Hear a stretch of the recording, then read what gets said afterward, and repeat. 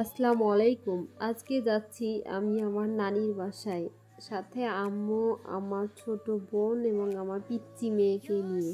এই রাস্তাটুকু নানির বাসায় যাওয়ার সময় পরে আমার মামাতো বোন আবার গাছ লাগাইছে অ্যালোভেরা, কি সুন্দর হয়েছে মাশাল্লাহ।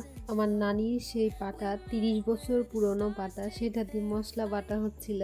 এরপর শুরু হয়ে যায় আমাদের জন্য রান্না বান্না। মামি একটু অসুস্থ থাকায় আম্মুই সব রান্না বান্না শেষ করছে। গরুর মাংস, খাসির মাংস, সাথে সজনে পাতা শাক রান্না করা হয়েছিল। এই শাক আপনারা কে কে পছন্দ করেন অবশ্যই জানাবেন। তবে এই রান্নার প্রসেসিং একটু ভিন্ন।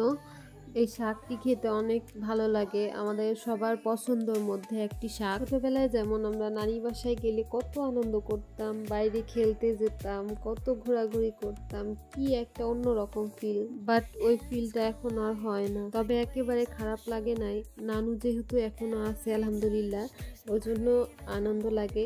আজকে এই পর্যন্ত, আল্লাহ হাফেজ।